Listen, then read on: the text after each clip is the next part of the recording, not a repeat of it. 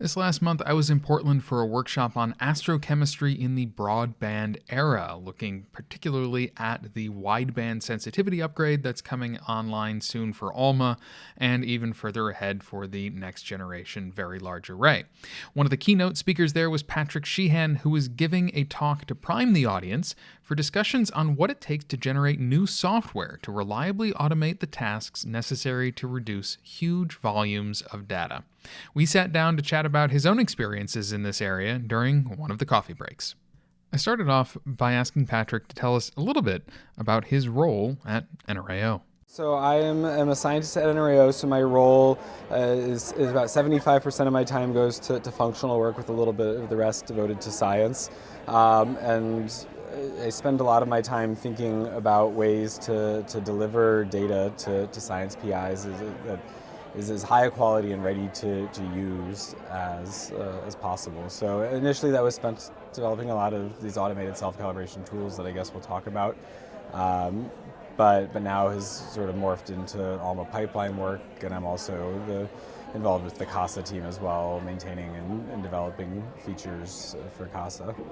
Cool. So we're at this workshop, and what really struck me during your talk was you said in the development of this, what sparked your idea to make this into a pipeline was that you did it 300 times by hand, right? And I should add that I did it probably like 80 times, and John did it like 220 times. Fair enough. And I tried to keep up. Fair enough. Yeah. So let's start off with what is the science that you're interested in, that you're working on then, and how did self-calibration help? And as part of that, what is self-calibration and why was it so useful to the science you were trying to accomplish? Right. So we were working on this survey of protostars in Orion, protoplanetary disks in Orion, really, with the goal of trying to measure what their properties are, their masses, their radii, etc., to have an idea of sort of what the demographics of the population of young disks are, because that has a lot of important information for how planets form, etc. And the reason we needed self-calibration is because ALMA has this regular calibration process, right? You go back and forth between observing a calibrator source and your target source. And your target source is never going to be looking through the exact same atmosphere at the exact same time as your calibrator, and so there can be residual corrections, calibrations that are needed to get the best possible calibration. And so the idea of self-calibration almost sort of sounds like magic, but the idea is basically that because we have enough antennas and enough baselines and enough constraints, you can actually use your own science target to get an idea of what the atmosphere is actually doing at the same time and at the same position as your source, and use that to correct itself for those residual calibration issues. And you really need that because you want to make sure, if your data is not calibrated properly, it can lead to getting incorrect source properties, essentially. Sure, absolutely. So what is challenging about self-calibration? Self-calibration itself isn't all that hard, right? It's a very straightforward recipe, right? You make an image of your source that provides the model, you put that model into GainCal and it gives you some solutions, or your Gain Calibrator and it gives you some solutions. You apply those, you make another image, and you see, did things get better or not?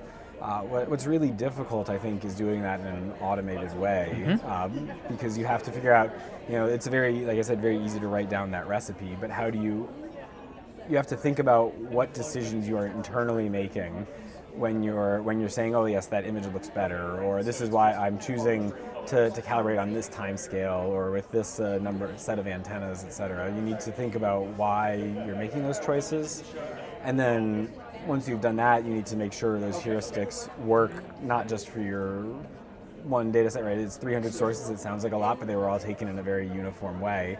But there's people out there that are doing very different science that want this capability as well, and you need to make sure those heuristics are going to work for all of the sources that you might use this on. Yeah, so I was going to ask, right? So you're working on disks in this case, right? So I could imagine that you can look at an iteration with your eyes and say, oh yeah, that disk structure looks better. The negative bowls went away, or I can see this feature sharper or whatever. You can also imagine that disks have some sort of fiducial, well-known structure, and so you could make some automated heuristics to look at that and say, did it improve or not? So you don't have to use your eyes.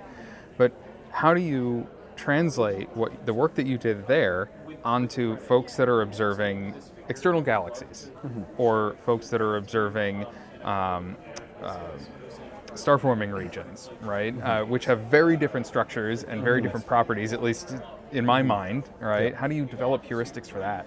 Yeah, so I think when we sat down and thought about what it was that really constituted an improvement in an image that is relatively source agnostic, right? These residual calibration errors are going to end up leading to the flux in your image being sort of dispersed throughout the image. So you're going to, at some level, see some decrease in the peak, right? If everything is lined up properly, it all adds together and you get a bigger peak. If you start to add some decoherence, it shifts things a little bit, and they don't all add up constructively anymore. And then the other aspect of this is also that tends to disperse add more noise to the rest of your image because you're moving your flux around to the rest of it. And so that kind of led to two relatively straightforward heuristics that we ended up using, which are looking at, does the signal-to-noise ratio increase? Because if you are correcting those errors, you should get things to add more constructively together. And then by the same token, the noise that you're adding to your image as it's getting added actually to the source where it should be, that tends to decrease the noise in the image. So those two things seem to be fairly universal properties. Of course, there's a lot of tricks that then go into figuring out how to properly measure. Peak flux isn't all that hard, but to measure what the noise is in your image, because a galaxy looks very different in an image, like you said. And so that's where. And part of the reason this didn't all happen earlier, I think, is because historically, when you're making an image, you need to put some sort of mask down to guide where the emission is. And it was only really not long before we did this that automatic masking was developed, which, with a relatively limited range of parameters that you need to tune, that you pretty much automatically mask a galaxy, mask a protoplanetary disk with the same set of code. Very cool, very cool. Okay, so two final questions. One, correct me if I'm wrong, but users can now take advantage of this on basically any data set in the archive, right, through this Audi tool. Is that correct? Yep, so Audi, you can, more or less any ALMA data in the archive you can go in and ask it to generate an image with a certain set of characteristics, and it will retrieve the regular calibration data, and it will rerun self-calibration with whatever the latest version is, and then ultimately use that self-calibrated data to produce your image. Very cool. And this is a tool that's available only through the NRAO entry or mirror of the archive, is that right? It's through the NRAO data archive, so data.nrao.edu. The ALMA archive does hold pipeline. The ALMA pipeline will run these self-calibration routines as it's taking data, and those going forward. Those will going forward. So everything from cycle 10 onwards has had, at some level, single fields initially, now mosaics in cycle 12 as well, have had automated self-calibration, and it will run. So the pipeline run will include that, and those products get ingested into the ALMA archive. Okay. But if there are improvements, a cycle 10 mosaic won't have that product in the ALMA archive. So if you go to the NRAO archive, which is a separate entity, the data.nrao.edu, you actually have the ability to pick a data set. It will rerun the self-calibration using the most recent version of the pipeline, and then spit out those products for you. And that includes, in theory, anything even before cycle 10? It should, yes, okay. as long as it's works with the current pipeline. Okay, very cool. Okay, so the last question is, you went through all of this work, you self-called 80 or 300, sources vary, individual discs. What was the coolest science result that got you the most excited out of all of that work?